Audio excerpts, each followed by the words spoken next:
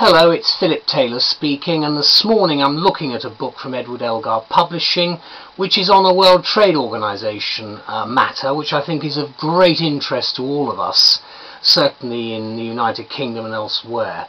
The book is called Research Handbook on the World Trade Organization Agriculture Agreement, and then the subheading is New and Emerging Issues in International Agricultural Trade Law. It's been edited by Joseph A. McMahon and Melaku, Geboye, Desta.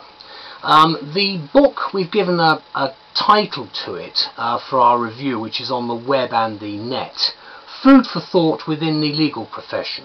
A collection of essays on agricultural production and trade policy from a global perspective. And of course the point is we all need to eat, but not that any of us, even lawyers, give all that much thought to the complex regulatory landscape which underpins the production, marketing and distribution of food worldwide, not to mention a host of related issues which ultimately affect all of us. Hence the fascination of this compendium of learned essays on the subject contained in the latest book from Elgar's. This is the book itself.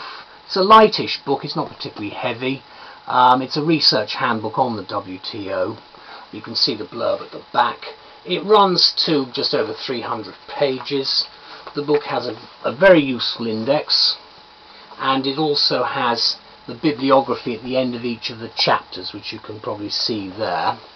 The chapters themselves don't have paragraph numbering or anything like that. There are some subheads and various other things, but it looks in some substantial detail at a whole range of matters, for instance starting with the agreement on agriculture itself. And of course agriculture is very, very important as a political issue as well. Part of Elgar's aim with these research handbooks is to give a collection of learned articles and essays, a bit of an airing, from a multidisciplinary team, and in this case it's 14 practitioners and academics worldwide from the WTO agricultural agreement side of matters, and the book focuses on new issues linked to international regulation of agriculture, both production and trade. Certainly, according to the editors, these matters have not really been sufficiently covered in the past by the rules on the agreement on agriculture, and not really covered by the existing literature, hence this book, which I think is a great contribution. These are pressing problems nonetheless, which we are aware of course, as they pertain directly to international agricultural trade law, policy and regulation, centred on matters of national food security, global climate change and biotechnology, all the 21st century things that matter and are going to matter to us in the future. Many practitioners, of course, may not realise this, although many might, of course, but as the editors point out, the AOA effectively ended the era in which agriculture was excluded from key principles of GATT, the General Agreement on Tariffs and Trade. The editors nevertheless are of the view that members of the World Trade Organization are still not yet ready to treat agriculture in the same way as other products. And that's an interesting point for them to bring out within the actual book itself. It's an area which I've not actually looked at before, and I found it fascinating to think about what the issues are and the impact that it might have even on us here in these islands. The range of topics covered is actually very multifaceted and various. Some of the papers deal with issues which are positively alarming, of course.